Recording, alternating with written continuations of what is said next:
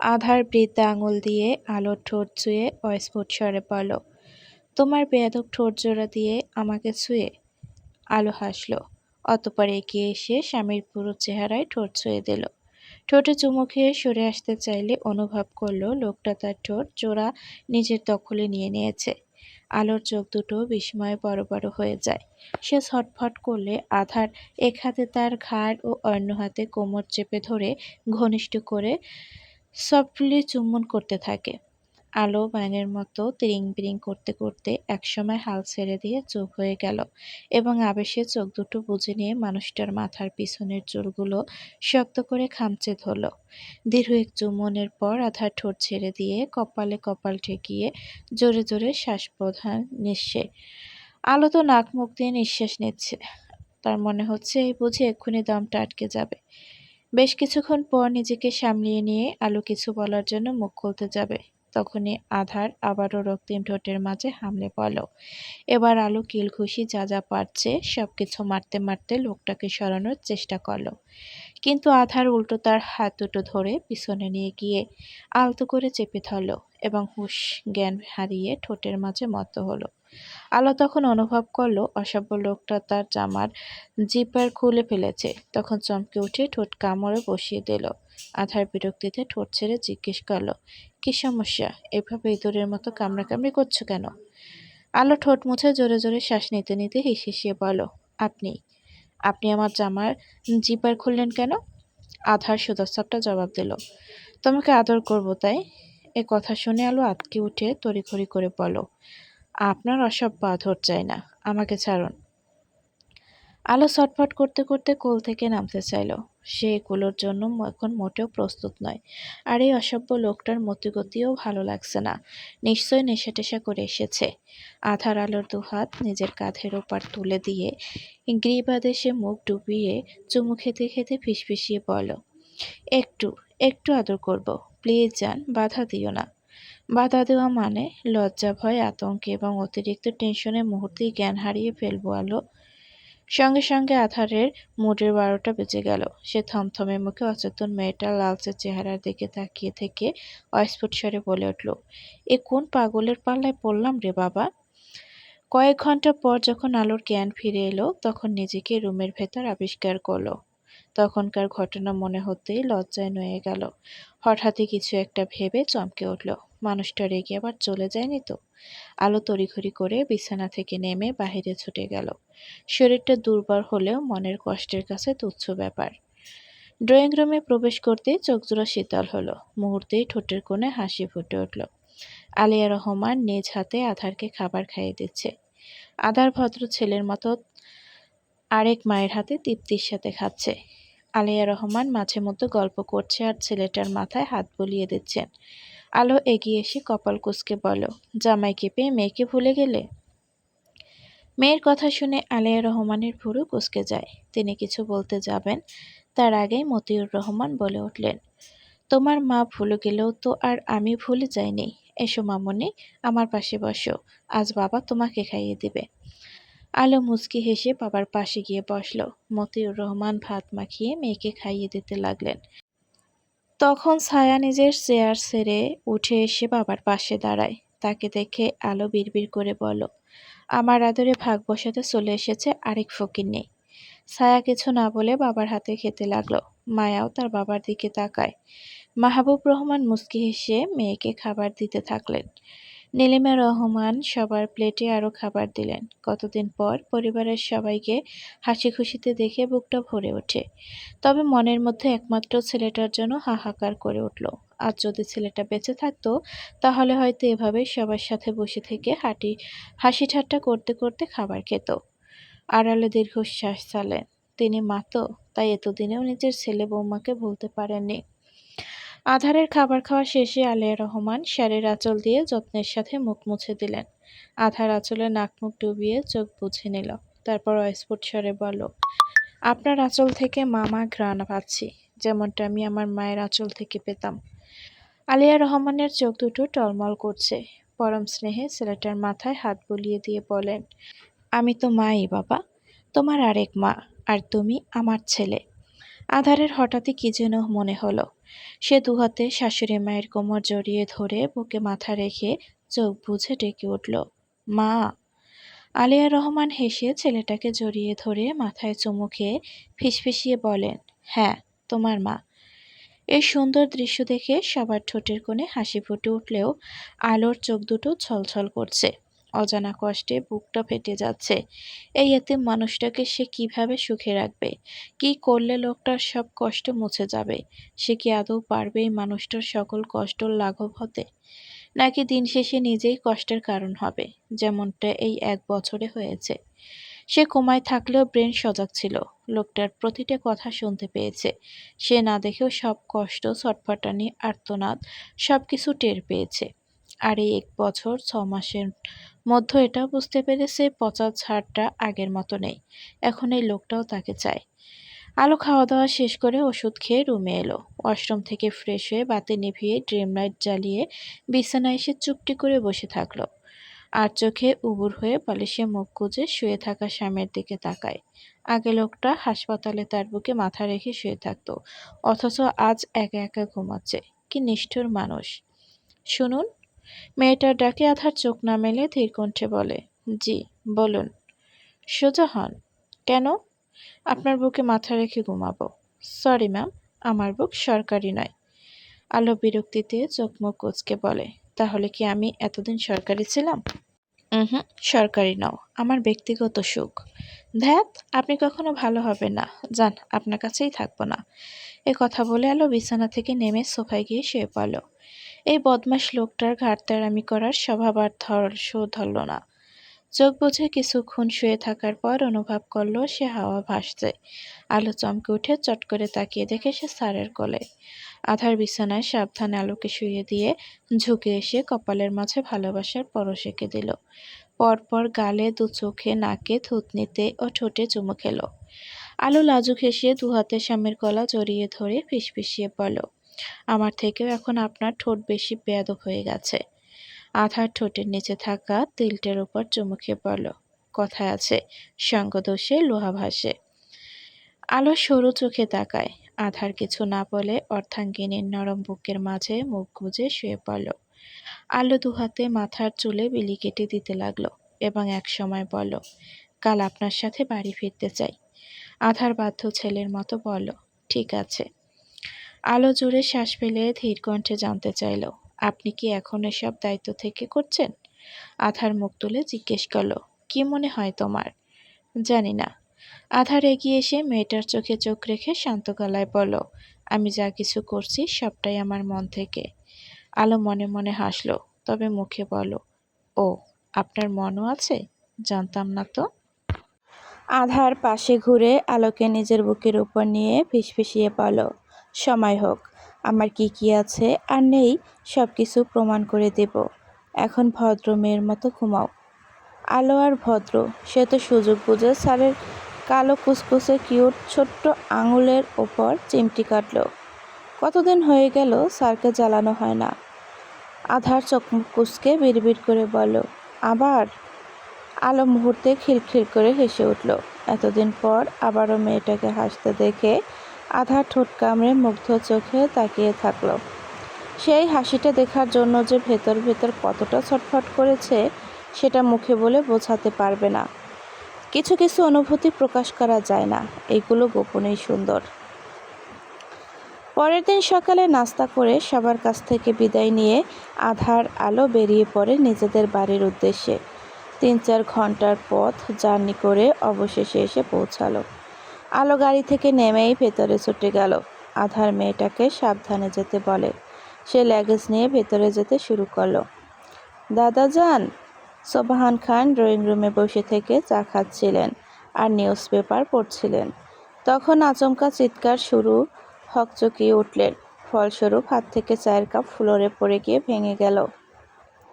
সেদিকে নজর না দিয়ে চমকে উঠে ঘাড় ঘুরিয়ে পিছনে তাকায়। নাতবকু সুস্থ শরীরে নিচের পায়ে দাঁড়িয়ে থাকতে দেখে মুহূর্তেই চোখজোড়া ছলছল করে ওঠে। তিনি তড়িঘড়ি করে উঠে দাঁড়াতেই আলো ছুটে এসে দাদাজানকে ধরিয়ে ধরে বলল, কেমন আছো দাদাজান? আমি তোমাকে খুব খুব মিস করেছি। সোবাহান খান মেয়েটাকে জড়িয়ে ধরে মাথায় হাত বুলিয়ে দিতে দিতে বলেন, তোমাকে ছেড়ে ভালো ছিলাম না, কিন্তু এখন তোমাকে পেয়ে অনেক অনেক ভালো আছি। আর আমিও তোমাকে খুব মিস করেছি। আলোর চোখ দুটো টলমল করলেও সে গাল ভরে হাসল। তহমিনা খানকে দেখে কাছে এগিয়ে গিয়ে বলো, কেমন আছেন মা? তহমিনা খান গম্ভীর মুখে বলেন, ভালো ছিলাম, কিন্তু এখন কতটা ভালো থাকবো জানা নেই। বাড়িতে পা রাখতে না রাখতেই তো অঘটন ঘটিয়ে দিলে। আলোর খারাপ লাগলেও সে মুখে প্রকাশ করলো না, কিন্তু তহমিনা খানের কথাগুলো ঠিক হজম করতে পারল না আধার। সে কিছু না বলে রান্নাঘর থেকে অনেকগুলো চায়ের কাপ নিয়ে এসে ফ্লোরের মাঝে আছাড় মারল। তারপর শান্ত গলায় বলল, নিন, আমিও অঘটন ঘটিয়ে দিলাম। তহমিনা খান রাগে গজগজ করতে করতে সেখান থেকে চলে গেলেন। সোবাহান খান স্বাভাবিক থাকলেও আলো বড় বড় চোখে স্যারের দিকে তাকিয়ে আছে। কতগুণ কাপ এক নিমেষেই ভেঙে ফেলল। আলো দাদাজানের কাছে গিয়ে ফিসফিস করে বলো, তোমার নাতির এত রাগ হলো কবে থেকে? তুমি যবে থেকে কমাই দিয়েছ, ঠিক তবে থেকে। আর এটা তো কিছুই না, এই বাড়ির অর্ধেক জিনিসই তোমার স্বামীর হাতে ইন্তেকাল করেছে, আবার নিজেই সবকিছু কিনে এনেছে। কবে না জানি এগুলোর মতো আমাকেও তুলে আছাড় মারে। তোমাকে কিছু করলে আমি ওরে নিয়ে গিয়ে সমুদ্রের মাঝে ফেলে দিয়ে আসবো, ঠিক আছে? দাদাজানের কথা শুনে আলো শব্দ করে হেসে উঠে বলল, ঠিক আছে। আধার অনেক আগেই রুমে চলে এসেছে, আর এসে ঝুড়ি থেকে টোনাটুনিকে রুমের ভেতর ছেড়ে দিল। আসার সময় রহমান বাড়ি থেকে নিয়ে এসেছে। আধার নিজেই ল্যাগেজ খুলে আলোর সবকিছু আলমারিতে সুন্দর করে গুছিয়ে রেখে দিল। তারপর টি শার্ট ও ট্রাউজার নিয়ে ওয়াশরুমে গেল। আজ আর ভার্সিটিতে যাওয়া হলো না, আগামীকাল থেকে না হয় যাবে। লম্বা শাওয়ার নিয়ে তোয়ালে দিয়ে মাথা মুছতে মুছতে বেরিয়ে এসে দেখে আলো বিছানার উপর সব পুতুলগুলো নিয়ে বসেছে। এইগুলো সব আমার জন্য? হুম। স্বামীর কথা শুনে আলোর চোখ দুটো খুশিতে চিকচিক করে উঠল। এইগুলো তার সব পছন্দের জিনিস। বিশেষ করে আকাশিরাঙা ইয়া বড় পুতুলটা তার খুব মনে ধরেছে। এই পুতুলটা মনে হয় তার সমান, কিন্তু বাদরটা দেখে বুড়ো কোসকে জিজ্ঞেস করলো, এটা কেন নিয়েছেন? আধার তোয়ালে সোফার উপর রেখে বলল, তোমার মতো আরেকজনকে পেয়ে বুঝি খুশি হওনি? আলো বিরক্তিতে বাদর ছুঁড়ে মারল স্যারের দিকে। তারপর বলল, নিন, আপনার আরেক বউকে। আজ থেকে ওটার সাথেই সংসার করবেন। আধা ঠোঁট কামড়ে হেসে বলল, ছোট বউকে নয়, আমার বড় বউকে প্রয়োজন। আলো কিছু না বলে পান্ডা ডোরেমনকে কাবার্ডের ওপর রেখে দিল, আর বড় বোতলটা বিছানায় রেখেছে। এটা দেখে আধার কপাল কুঁচকে জিজ্ঞেস করলো, এখন কি তুমি পুতুল নিয়ে থাকবে? তো কি, পুতুলটা খাওয়ার জন্য নিয়ে এসেছেন? হুম, একবার ট্রাই করে দেখতে পারো, তাহলে টেস্ট কেমন সেটাও জানা যাবে। আলোর আগে দাঁত পিষল। মেয়েটার রাগান্বিত চেহারা দেখে আধার মনে মনে হাসল। পাশ কাটিয়ে চলে যাওয়ার সময় ফিসফিসিয়ে পড়ল, এমনিতেই তুমি সবসময় আকাশিরাঙা জিনিসই ব্যবহার করো, সব পুতুলটা কাছে না রাখলেও চলবে। লোকটার কথার মানে বুঝতে পেরে লজ্জায় আলোর গাল রক্তিম হয়ে উঠল। সে মুহূর্তেই চেঁচিয়ে উঠে বলল, আপনার মতো অসভ্য পুরুষ আর দুটো দেখিনি। আধার কিছু না বলে হাসতে হাসতে রুম থেকে বেরিয়ে গেল। আর আলো রাগে গজগজ করতে করতে আলমারি খুলতেই একটা ঝটকা খেল। একই সাথে তার মুখ অটোমেটিক হা হয়ে গেল। সে অবিশ্বাস্য চোখে তাকিয়ে থেকে কয়েকবার নিজের চোখ কচলিয়ে আবার তাকায়।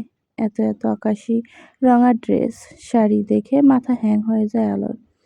তবে সে ভীষণ খুশি হয়েছে, মনে মনে অসভ্য লোকটার পছন্দের প্রশংসা করে। সে বেছে বেছে একটা জর্জেট শাড়ি নিয়ে ওয়াশরুমে চলে গেল। রাত সবে ড্রয়িং রুমে প্রবেশ করেছে। হাঁটতে হাঁটতে হঠাৎই তার পাজোড়া স্লাত হয়ে যায়। সে উষ্ট খেয়ে পড়তে পড়তে নিজেকে সামলিয়ে নিয়ে হাঁ করে তাকিয়ে রইল এক শাড়ি পরিহিত রমণীর পানে। আলো এক হাতে কুচি ঠিক করতে করতে সিঁড়ি বেয়ে নামছে। সামনে রাতকে দেখে হাসি মুখে এগিয়ে এসে বলল, কেমন আছেন ভাইয়া? রাত যেন একটা ঘোরের মধ্যে চলে গিয়েছে। সে অস্ফুট স্বরে বলল, তুমি তুমি খুব সুন্দর বোম্বাই মরিস, খুব সুন্দর। আলো কিছু বলতে যাবে তখনই কিছু একটা পড়ে যাওয়ার শব্দ পেয়ে চমকে উঠল। চট করে পাশে তাকিয়ে দেখে আধার চুপচাপ দাঁড়িয়ে আছে, আর তার পায়ের কাছে কফির মগ গড়গড়ি খাচ্ছে। আলো হন্তদন্ত হয়ে কাছে এগিয়ে এলে আধার ক্ষিপ্র দৃষ্টি নিক্ষেপ করে হনহনিয়ে সিঁড়ি বেয়ে উপরে চলে যায়।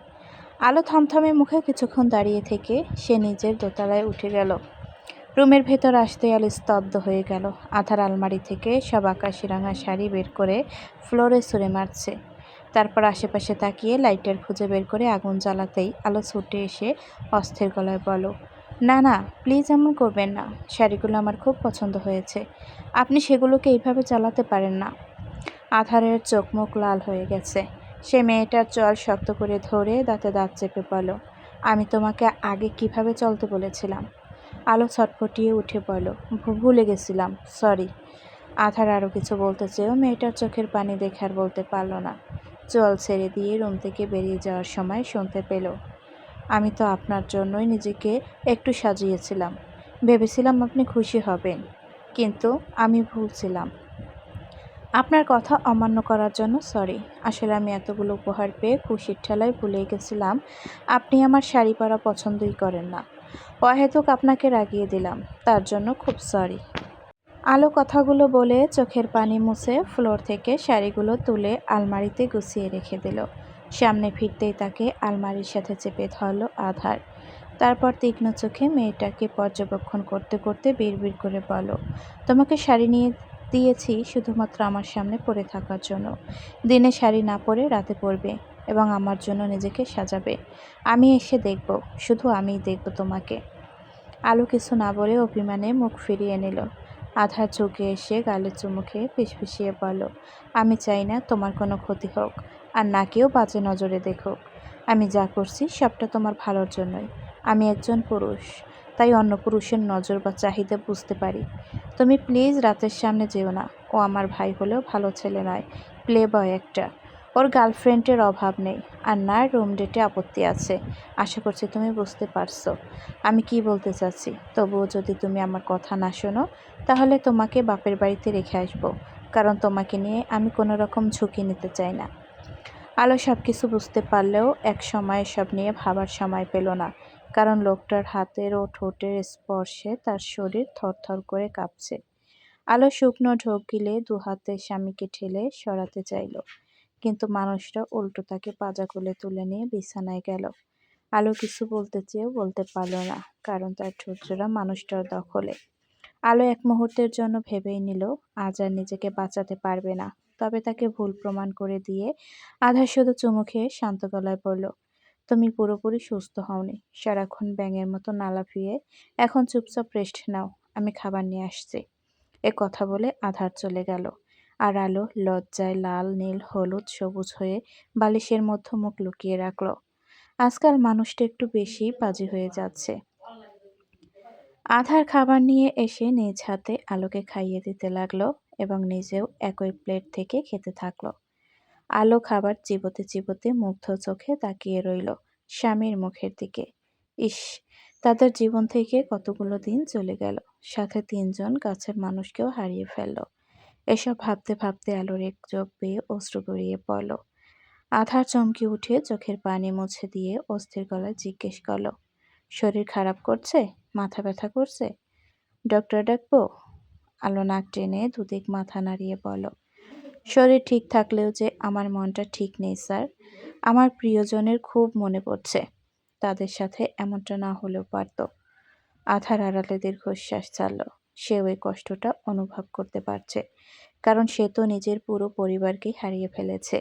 এই মেয়েটা না হয় নিজের মনের দুঃখ কষ্ট তাকে বলছে, কিন্তু সে কিভাবে তার অসহনীয় যন্ত্রণার কথাগুলো বলবে, যেগুলো তাকে প্রতিনিয়ত একটু একটু করে তিলে তিলে শেষ করছে, যার জন্য সে এই মেয়েটাকেও প্রথমে ইগনোর করেছে।